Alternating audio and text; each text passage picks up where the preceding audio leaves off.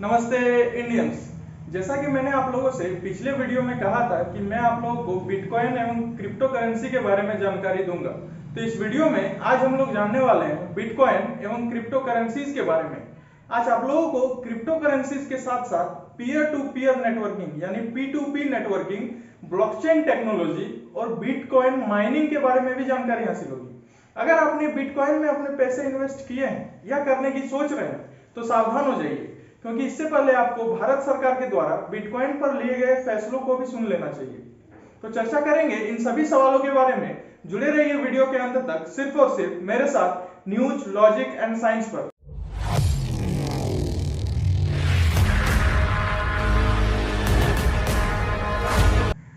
साथियों, आपको ये बेसिक नॉलेज तो होगा ही कि जैसे भारत में रुपया चलता है, अमेरिका में डॉलर चलता है और यूरोप में यूरो चलता है, उसी तरह हर एक देश की अपनी अलग अलग करेंसीज है, मुद्राएं हैं। इन सभी करेंसीज को आपने कागज के टुकड़ों के रूप में देखा होगा, 100, 500, 2000 अलग अलग रूपों में।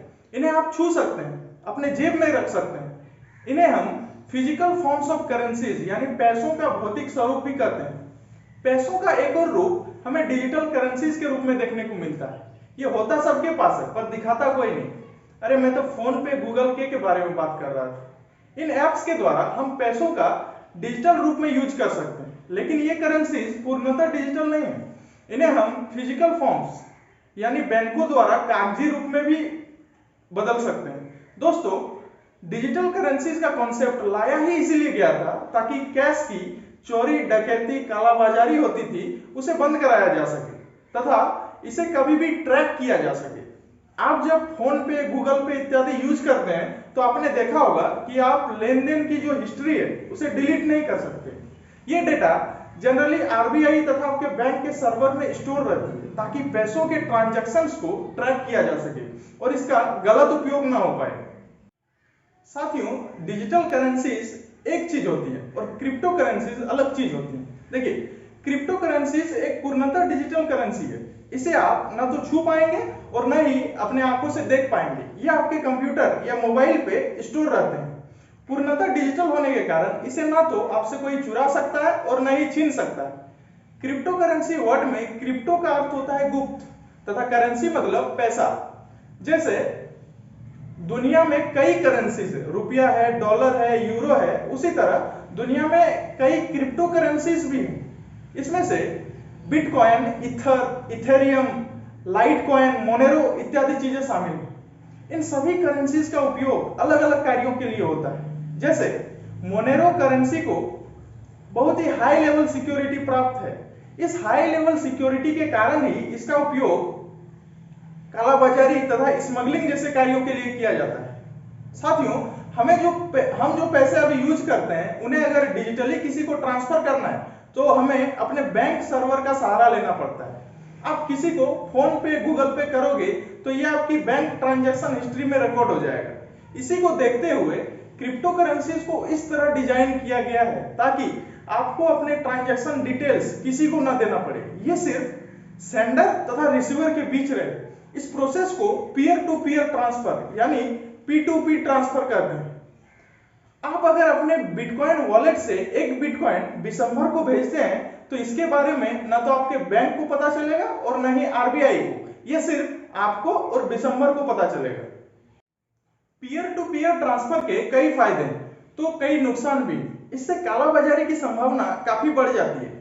पीयर टू पीयर ट्रांसफर के साथ साथ क्रिप्टो करेंसीज का एक मेन डिमेरिट ये भी है कि इसे कंट्रोल करने वाला कोई नहीं है, बल्कि हम और आप जैसे लोग हैं जो इसका यूज करते हैं। देखिए साथियों, जब रुपया का भाव गिर जाता है तो लोग बाप बाप करके आरबीआई के पास चले जाते हैं, परंतु इसमें ऐसी कोई संभावना नहीं।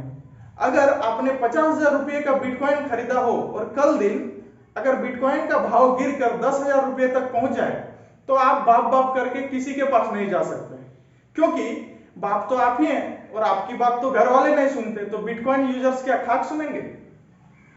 साथियों, अगर आपने डिजिटल करेंसीज, क्रिप्टो करेंसीज तथा पीयर टू पीयर ट्रांसफर के बारे में समझ लिया हो तो अब हम ब्लॉकचेन टेक्नोलॉजी को भी समझने का प्रयास करेंगे। लेकिन उससे पहले हम थोड़ा सा बिटकॉइन के बारे में जान लेते हैं। साथियों, बिटकॉइन जो है वो दुनिया की सबसे पहली विकेंद्रीकृत क्रिप्टो करेंसी है। इसके द्वारा आप संसार में कहीं भी एक बिटकॉइन वॉलेट से दूसरे बिटकॉइन वॉलेट में पैसे भेज सकते हैं। सबसे पहले इसे जनवरी 2009 में सातोशी नाकामोटो नामक एक कंप्यूटर साइंस इंजीनियर या कहिए प्रोग्रामर ने डेवलप किया था।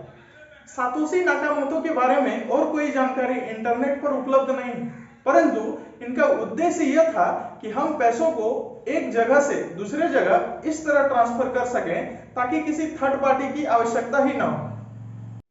दोस्तों, आपको यह जानकर काफी हैरानी होगी कि 2010 में एक बिटकॉइन की कीमत लगभग 20 से 30 रुपये थी, पर आज इसका भाव 16 लाख रुपए तक पहुंच गया है। तो आप विश्वास कर सकते हैं कि अगर आप 2010 में एक बिटकॉइन 20 रुपये में खरीद लेते तो आज आपके पास करीब 15 से 16 लाख रुपए होते। दरअसल इसका आदान प्रदान पीयर टू पीयर ट्रांसफर से होता है। ये आम लोगों में ब्लॉकचेन के रूप में भेजा जाता है। जैसे बैंक हमारे पैसों का हिसाब रखते हैं, वैसे ही क्रिप्टो करेंसीज की दुनिया में ब्लॉकचेन प्रत्येक बिटकॉइन का हिसाब रखते हैं। चूंकि प्रत्येक लेन देन को वेरीफाई किया जाता है और इंटरनेट इसका रिकॉर्ड रखता है, इसलिए इसमें धोखाधड़ी नहीं के बराबर होती है। एक्चुअली इस टेक्निक को हजारों लोग मिलकर सुरक्षित बनाते हैं। उनके पास पावरफुल कंप्यूटर्स होते हैं जिसके द्वारा वे हर एक ट्रांसफर पर नजर रखते हैं और जांच करते हैं, और जैसे ही ट्रांजैक्शन सक्सेसफुली कंप्लीट हो जाता है उन्हें पुरस्कार स्वरूप 12.5 बिटकॉइन मिल जाते हैं। जी हाँ, 12.5 बिटकॉइंस। और इसी तरह से वे डिजिटल मार्केट में आ जाते हैं। इस प्रोसेस को बिटकॉइन माइनिंग कहते हैं। लेकिन सातोशी नाकामोटो ने सिस्टम को इस प्रकार डेवलप किया है कि प्रत्येक 4 साल बाद डिजिटल बाजार में आए बिटकॉइन आधे रह जाते हैं। मतलब अगर आपने 2022 में 20 बिटकॉइन पुरस्कार स्वरूप प्राप्त किए तो 4 साल बाद यानी 2026 में आपके पास मात्र 10 बिटकॉइन बचेंगे। तो इसी हिसाब से साथियों 120 सालों बाद बिटकॉइन का निर्माण बंद हो जाएगा और तब तक करीब 2 करोड़ 10 लाख बिटकॉइन डिजिटल बाजार में आ गए होंगे। इसका एक ही मतलब निकलता है, 120 सालों बाद बिटकॉइन खत्म हो जाएंगे, यानी मार्केट में ये और नहीं रहेंगे। इसीलिए लोग इसको खरीदने के पीछे होड़ लगा रहे हैं। एक होड़ की तरह वो लोग इसके पीछे पड़े हुए हैं। बस यही कारण है कि लोग अधिक से अधिक बिटकॉइन खरीदना चाह रहे हैं ताकि बाद में वे इसे अधिक दाम पर बेच सके। साथियों, आप इंडिया में डायरेक्टली बिटकॉइन से कुछ खरीद नहीं सकते, इसलिए जब आप बिटकॉइन को पैसों में बदलेंगे तब आप अपने बैंक की नजर में आ जाएंगे, क्योंकि रुपयों का सारा लेन देन आरबीआई देखता है और सरकार द्वारा बिटकॉइन को मुद्रा के रूप में नहीं बल्कि संपत्ति के कैटेगरी के रूप में रखा गया है और इस पर 30% का टीडीएस यानी टैक्स डिडक्शन एट सोर्स, समझ लीजिए कि टैक्स लगाया गया है 30% का।